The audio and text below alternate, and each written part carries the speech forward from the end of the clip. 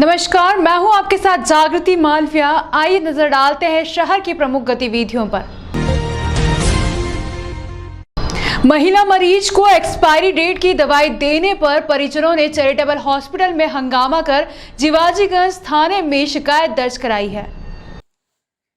Charitable hospital में महिला मरीज को स्त्री रोग विशेषज्ञ ने ही एक्सपायरी डेट की दवाई थमा दी।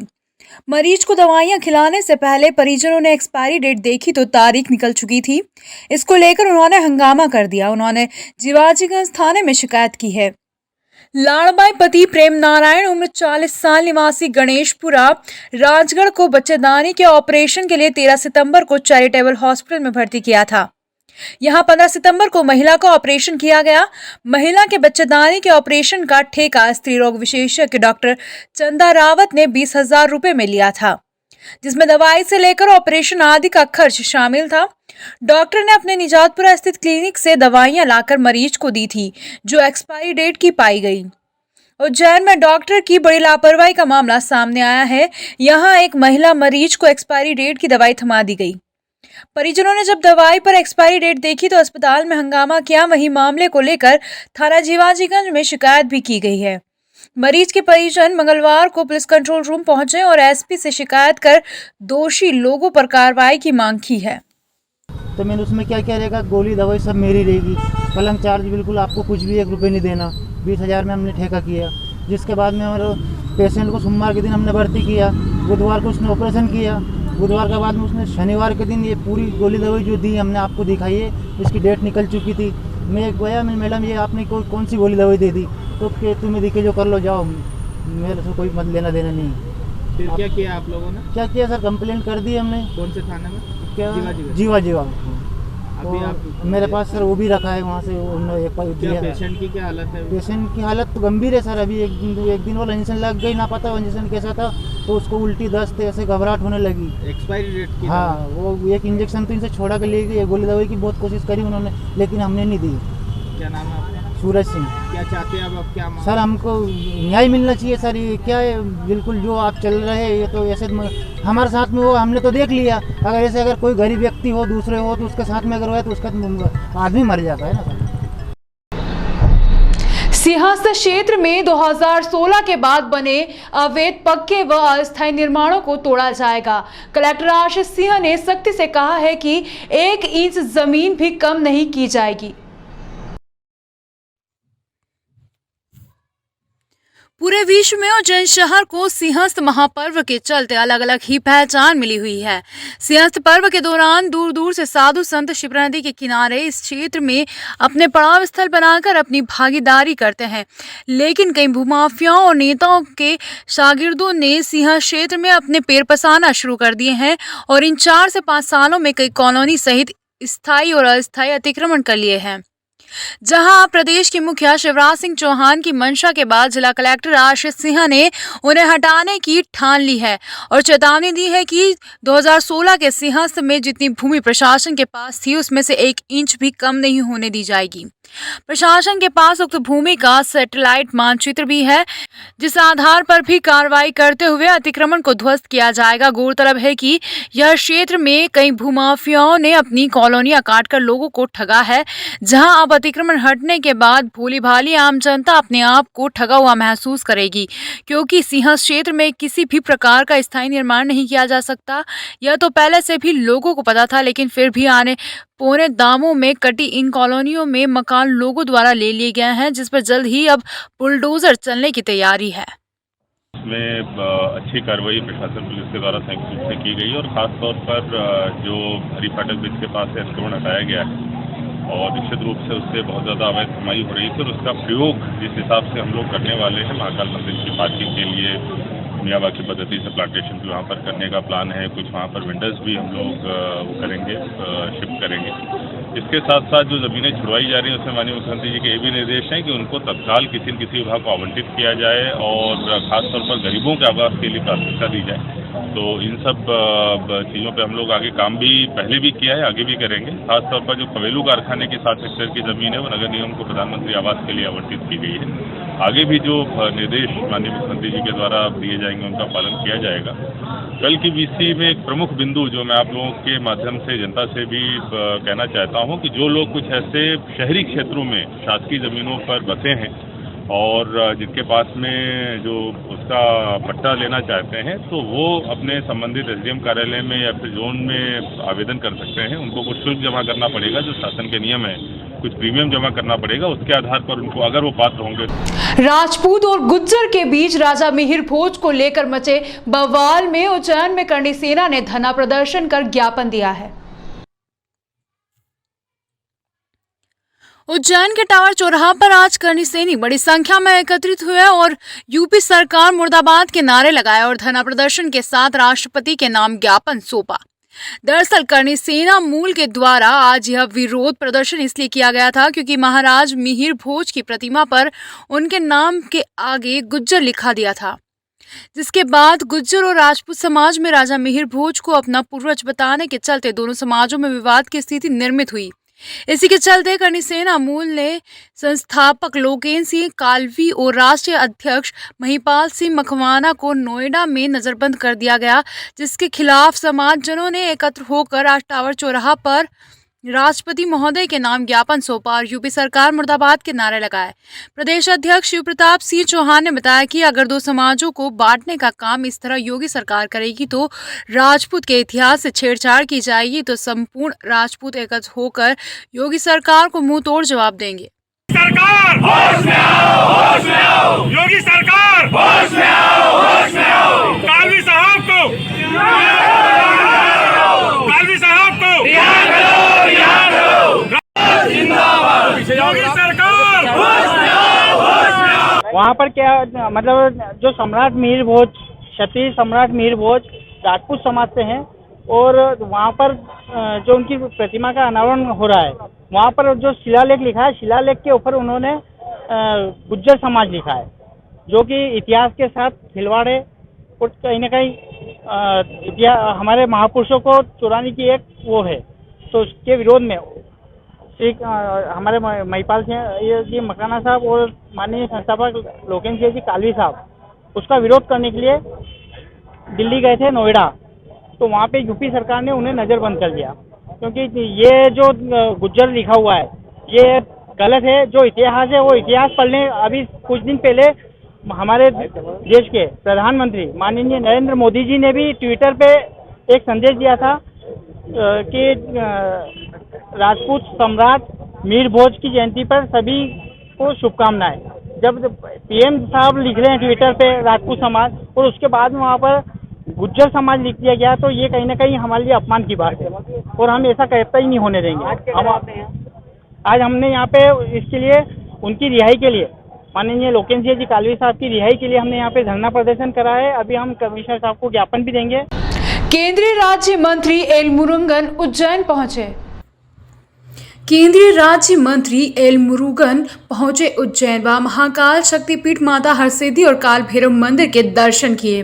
भाजपा कार्यालय में कार्यकर्ताओं से मुलाकात कर भोपाल के लिए रवाना हुए। भाजपा कार्यालय पर प्रदेश के उच्च शिक्षा मंत्री डॉक्टर मोहन यादव और भाजपा सांसद अनिल फिरोजिया ने स्वागत किया। केंद्रीय राज्य मंत्री एल मुरुगन को एमपी से राज्यसभा का टिकट भी मिला है। उज्जैन में डेंगू का प्रकोप जारी है। डेंगू से महिला लैब टेक्नीशियन की मौत हो गई है। वहीं अब तक 143 मरीज पॉजिटिव पाए गए हैं। उज्जैन में कोरोना मरीजों की बढ़ती संख्या थमते ही अब तेजी से डेंगू बीमारी से पीड़ित मरीजों की संख्या में बढ़ोतरी हो रही है। उज्जैन जिले में डेंगू से एक मरीज की मौत की पुष्टि कलेक्टर व डीएमओ ने की है। मृतक 23 वर्षीय मरीज अर्चना जिले के सबसे बड़े शासकीय चरक भवन में लैब टेक्नीशियन के पद पर पदस्थ थी। अर्चना का 2 साल का बेटा भी है। अर्चना को 5 दिन पहले बुखार आया और उन्होंने जांच करवाई तो डेंगू निकला। पीलिया व किडनी व अन्य समस्या भी साथ में होने की वजह से मरीज के हालात बिगड़े और इंदौर में उपचार के दौरान उनकी मौत हो गई। उज्जैन जिले में अब तक कुल पॉजिटिव मरीज की बात करें तो शासकीय अस्पताल में अब तक 134 मरीजों की रिपोर्ट पॉजिटिव आई है, जिसमें प्राइवेट अस्पतालों का आंकड़ा 150 से अधिक का बताया जा रहा है। थी तो थोड़ा कॉम्प्लिकेटेड केस था, लेकिन फिर भी हमारे द्वारा डेंगू पर पूरी तरीके से नज़र रखी जा रही है। जितने भी केसेस हैं उनकी अच्छे ढंग से हमारी मॉनिटरिंग हो रही है। जो हमारे कंफर्म्ड केस हैं या फिर जो संदिग्ध केस हैं, अगर उनकी संख्या के हिसाब से देखें तब भी हम लोग आसपास के जिलों से बहुत कंफर्टेबल पोजीशन में हैं, लेकिन फिर भी हमारे द्वारा कोई इस पर ढील नहीं दी जाएगी। पूरी टीम लगी हुई है। हमारे सरकारी अस्पतालों में अगर ऐसा लगता है कि वार्ड जो हैं भर रहे हैं तो हम लोग दूसरे वार्ड्स खोलने का तत्काल अरेंजमेंट कर लेते हैं। डेंगू के अलावा जो सामान्य बुखार है, जो दूसरे इस प्रकार के सीजनल फीवर हैं, वो भी काफ़ी मात्रा में उनके मरीज आ रहे हैं। उन पर भी हमारी नज़र हम लोग रखे हुए हैं। आप लोगों के माध्यम से सबसे मैं यही अपील करना चाहूँगा कि डेंगू से मुक्ति का केवल और केवल एक उपाय है कि अपने आसपास जो जल भराव हो रहा है कृपया उस पर ज़रूर ध्यान दें। भले ही हमारे घरों में टंकी पे, छतों पे, आसपास में अगर कहीं पे पानी भरा हुआ है तो अगर उसको निकलवा दें या फिर नगर निगम के कंट्रोल रूम पर सूचना कर दें, जिससे कि अगर वो नहीं निकल पा रहा है तो नगर निगम निकालने की कोशिश करेगा, और अगर नहीं निकल पाएगा तो जो हमारे द्वारा दवा का छिड़काव होता है उससे करके उसको हम लोग ट्रीट कर देंगे, जिससे वहाँ पर लार्वा ना पनप पाए। रुक होने की भी आवश्यकता है। बाकी प्रशासन की तरफ से नगर निगम क्रिएटिनिन लेवल उनका बढ़ा हुआ था और हमारे द्वारा, मलेरिया विभाग के द्वारा और नगर निगम के सहयोग से विभिन्न क्षेत्रों में जहाँ जहाँ केसेस मिलते हैं और भी सभी वार्डों में टीम बनाई गई हैं। 10 टीम हमारी काम कर रही हैं जो लार्वा सर्वे, स्प्रे का काम और लार्वा विनिष्टीकरण का काम और जो गड्ढों में टेमीफास की दवा डालना है, ये सब कार्य वहाँ पर किए जा रहे हैं। फीवर सर्वे भी हमारी टीमों द्वारा किया जा रहा है और सभी प्रतिबंधात्मक उपाय किए जा रहे हैं। जनप्रतिनिधियों के साथ भी हमारी बैठक हो चुकी है। कलेक्टर साहब की अध्यक्षता में हमने जो माइक से अनाउंस करवाया था वो टीमें भी हमारी शहर में 15 तारीख से ही चल रही हैं। 15 से 30 का जो पखवाड़ा हम कर रहे हैं और ये मौसम जिस हिसाब से परिवर्तित हो रहा है तो लग रहा है कि अगले कुछ दिनों में इसमें डिक्लाइनिंग फेज में ये कम होता हुआ। उज्जैन बार का चुनाव राजनीतिक रंग में रंग गया है। अभिभाषक संघ के चुनाव का प्रचार अब चरम पर है। उज्जैन बार एसोसिएशन के चुनाव को लेकर इस बार भी खूब गहमागहमी है। एक तरफ से वकीलों के चुनाव भी राजनीतिक रंग में रंगा गए हैं। अंदर की बात की जाए, राजनीतिक दलों के नेता एसोसिएशन के चुनाव में उतरे अपने समर्थक के लिए अघोषित तौर पर प्रचार कर रहे हैं। तय कार्यक्रम के अनुसार 27 सितंबर को चुनाव होंगे। अध्यक्ष, उपाध्यक्ष, सचिव, कोषाध्यक्ष व सह सचिव के परिणाम 27 को ही शाम तक घोषित कर दिए जाएंगे। 11 कार्यकारिणी सदस्यों के परिणाम अगले दिन यानी 28 सितंबर को घोषित होंगे। पहले उज्जैन बार एसोसिएशन के चुनाव 15 अप्रैल को होने थे, लेकिन कोविड गाइडलाइन के पालन करने के चलते इसे टालना पड़ा था। अप्रैल में पूर्व की प्रक्रिया के अनुसार जो दावेदार नामांकन जमा कर चुके थे वे ही अब चुनाव में भाग ले सकेंगे। इस बार केवल चुनाव कराया जाना है, बाकी प्रक्रिया तो पूर्व हो चुकी थी। बहरहाल जैसे जैसे मतदान की तारीख पास आ रही है वैसे वैसे सरगर्मी बढ़ती जा रही है। 17 पदों के लिए होने वाले चुनाव में उज्जैन बार एसोसिएशन के 1270 मतदाता हिस्सा लेंगे। अध्यक्ष, उपाध्यक्ष, सचिव, कोषाध्यक्ष व सह सचिव के सभी प्रमुख पदों पर 2 से अधिक उम्मीदवार होने से मुकाबला बहुकोणीय और कड़ा है। कार्यकारिणी के 11 पदों के लिए 14 प्रत्याशी मैदान में हैं। सभी पदों के लिए कुल 35 उम्मीदवारों द्वारा वोट पाने के लिए हर संभव प्रयास किया जा रहा है। न्यायालय परिसर में प्रचार के अलावा अभिभाषकों के ऑफिस और घरों पर भी दस्तक दी जा रही है। सोशल मीडिया पर भी प्रचार जारी है। खास बात यह भी है कि प्रमुख राजनीतिक दल के जनप्रतिनिधि पदाधिकारी भी उज्जैन बार एसोसिएशन के चुनाव को लेकर अघोषित तौर पर सक्रिय हैं। नेताओं द्वारा बार एसोसिएशन चुनाव में अपने समर्थक प्रत्याशियों के लिए फोन भी लगा रहे हैं। अध्यक्ष पद के लिए अनिल कुमार माथुर, अशोक यादव, रविंद्र त्रिवेदी आमने सामने हैं। सबसे पहले मुद्दा उनकी सुख सुविधाओं का ध्यान रखना है और वर्ष भर मैं उनके बीच में रहकर उनकी सुविधाएं और उनके लिए उनके हितों में काम करता हूं। अभी वर्तमान में पुरानी कोर्ट से नई कोर्ट की ओर 4 लेन का मैंने माननीय उच्च शिक्षा मंत्री से कह के भूमि पूजन कराया है। उसका काम शीघ्र शुरू हो रहा है। अभिभाषकों के लिए जो शेड निर्माण होना है उनके वाहनों के लिए, उसका काम शीघ्र शुरू हो जाएगा। इसके अतिरिक्त अधिवक्ताओं के लिए जो चैम्बर निर्माण होना है उसकी कार्रवाई पूरे प्रारूप तैयार है। चुनाव के बाद उसको टेंडर बुला के काम शुरू किया जाएगा। मैं आपके चैनल के माध्यम से बताना चाहता हूं कि जो लोग चुनाव लड़ रहे हैं वे सिर्फ चुनाव के समय सक्रिय होकर बात करते हैं। मैं वर्ष भर मैं अपने अभिभाषकों के बीच उनके सुख सुविधा उनके लिए संघर्ष करता हूं। ब्रह्मलीन महंत नरेंद्र गिरी महाराज को निरंजनी अखाड़े में आज सुबह श्रद्धांजलि अर्पित की गई। अखिल भारतीय अखाड़ा परिषद के अध्यक्ष ब्रह्मलीन श्री महंत नरेंद्र गिरी महाराज को बुधवार सुबह निरंजनी अखाड़े में सभा का आयोजन कर श्रद्धांजलि दी गई। प्रयागराज में नरेंद्र गिरी महाराज के असामयिक निधन के बाद संत समाज में शोक की लहर है। नरेंद्र गिरी महाराज का इस तरह जाना संतों और उनके शिष्यों को असहज बना रहा है। वे इस कांड की निष्पक्ष जांच चाहते हैं और दोषियों को सजा दिलवाना चाहते हैं। जो आकस्मिक अभी 2 दिन पूर्व कल जिनका देहावसान हुआ है, संदिग्ध अवस्थाओं में हुआ है।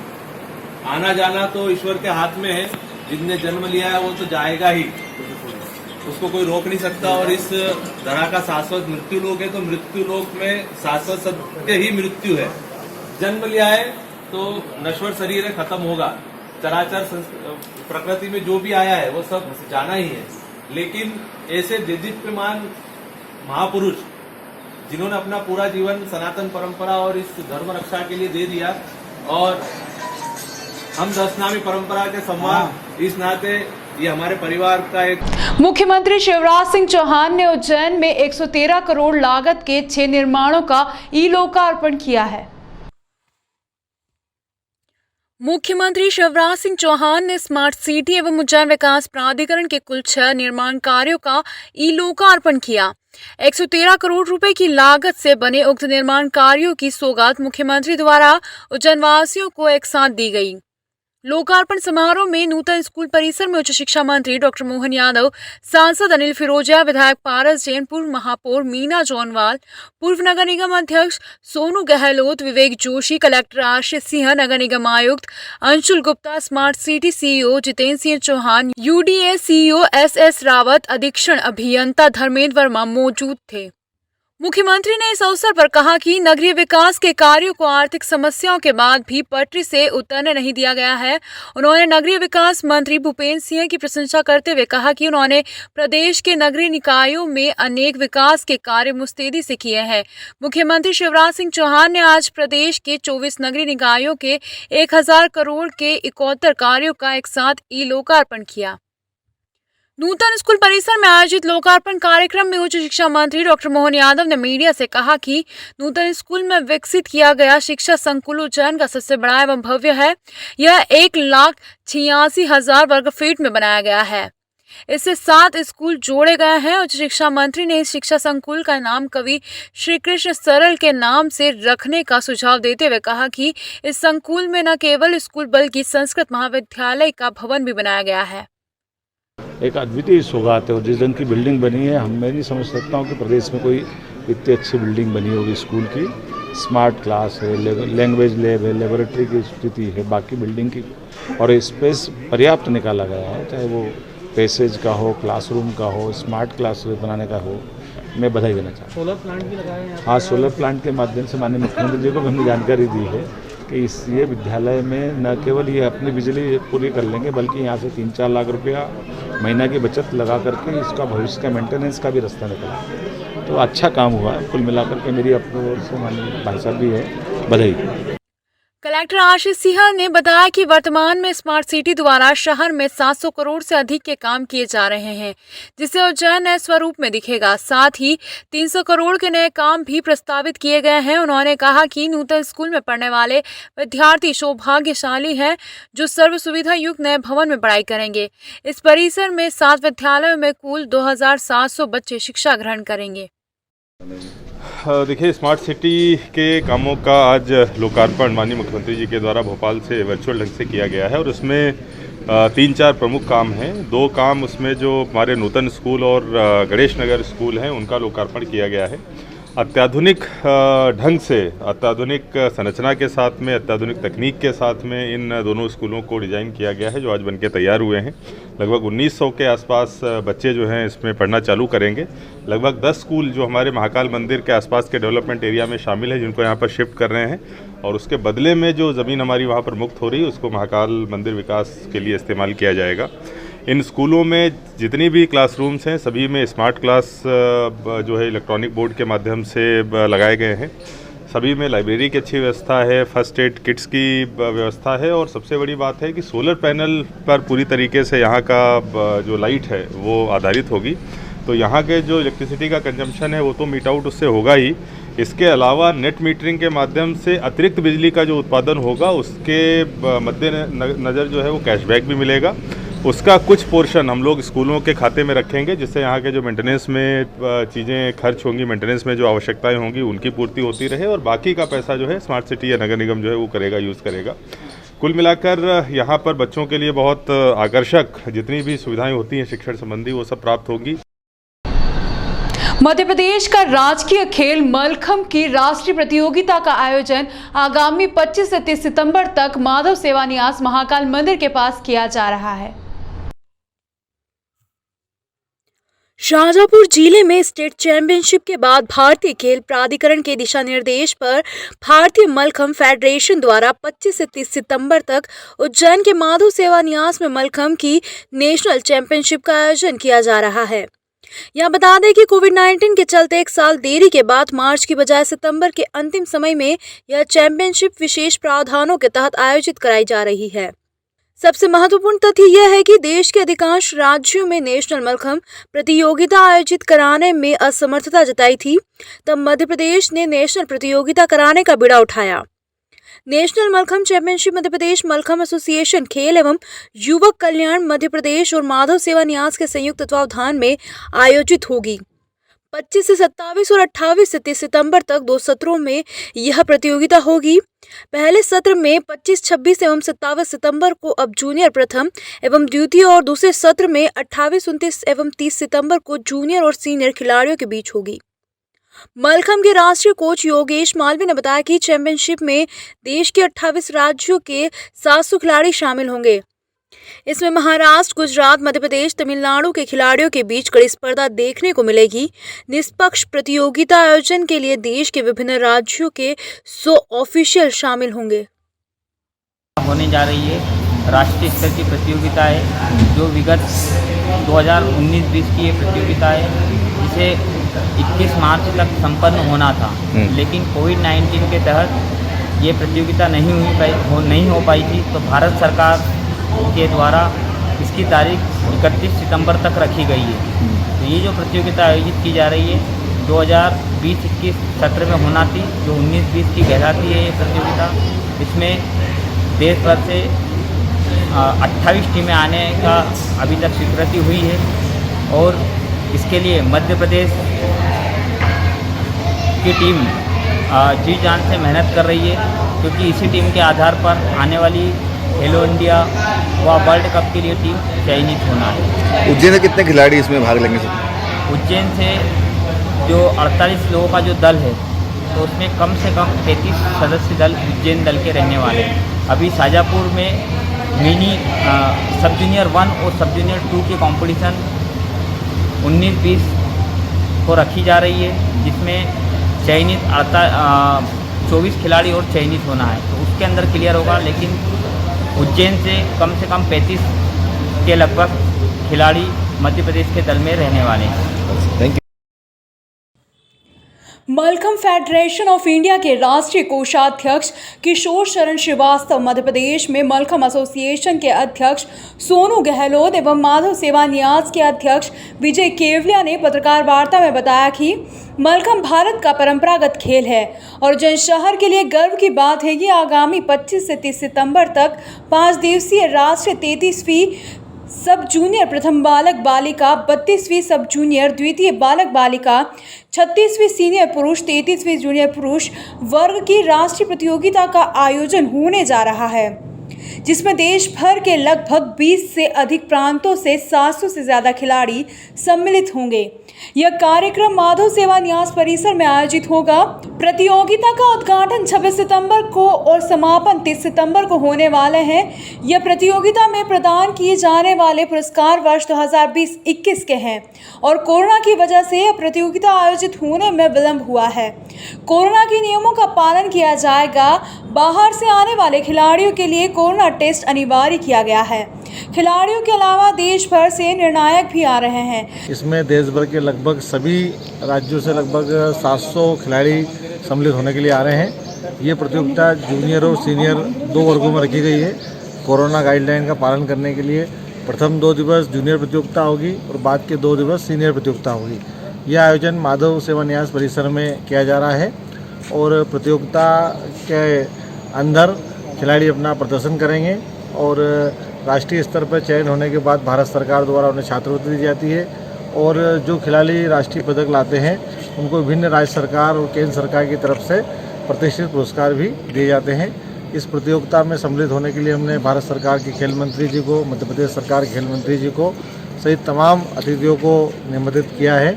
मुझे लगता है कि कोरोना काल के बाद किसी भी खेल की पहली राष्ट्रीय प्रतियोगिता है, तो हम भी सतर्कता से इस काम को करने वाले हैं। कोरोना गाइडलाइन का पालन करते हुए बच्चों के लिए हमने RT-PCR टेस्ट कंपलसरी किया है। यहाँ पर भी स्वास्थ्य का एक अमला लगातार काम करेगा, स्वच्छता की भी पूरी ध्यान रखा जा रहा है, तो मुझे लगता है कि बहुत अच्छा। लगातार आसपास व जिले में हो रही बारिश के कारण शिप्रा नदी का जलस्तर बढ़ रहा है। लगातार जारी बारिश के कारण शिप्रा नदी का जलस्तर बढ़ गया है। वहीं इंदौर में भी हो रही लगातार बारिश के कारण यशवंत सागर के गेट खुलने से गंभीर डैम में भी लगातार पानी की आवक हो रही है, जिसके कारण गंभीर डैम का भी जलस्तर बढ़ गया है। पितरों की कृपा हुई तो बारिश हो गई है और यहाँ छोटे पुल पे भी पानी है और हमारा गंभीर डैम भी भरा गया है। सभी के लिए जल पर्याप्त रहेगा। साल भर तक अब समस्या दूर हुई। मध्य प्रदेश पुलिस के प्रधान आरक्षक जफर अहमद जैदी का विदेशी दूतावास में चयन हुआ है। मध्य प्रदेश पुलिस के प्रधान आरक्षक के रूप में पदस्थ जफर अहमद जैदी का विदेशी दूतावास में चयन किया गया है। जफर अहमद अब यूरोप के किसी भी देश में दूतावास में भेजे जाएंगे, जहां सुरक्षा अधिकारी के रूप में कार्य करेंगे। दूतावास में प्रभार संभालने के लिए जफर उज्जैन से नई दिल्ली के लिए रवाना हुए हैं। इस दौरान पिता रफ़ी अहमद जैदी, अंसार अहमद जैदी, इजहार जैदी, अलीजा जैदी, अशीका जैदी, मुस्तकीम जैदी, सोहेल जैदी, मध्य प्रदेश तृतीय वर्ग शासकीय कर्मचारी संघ के अध्यक्ष कैलाश राम टेके, मोतीलाल निर्मल, रवि राठौर, यशवंत बगोतिया, लालचंद ललावत, अशोक राठौर, शमशेर खान पठान, साजिद खान आदि उपस्थित थे। यह थी शहर की प्रमुख गतिविधियां। इस अंक में फिलहाल इतना ही। अगले अंक में फिर मुलाकात होगी, तब तक के लिए नमस्कार।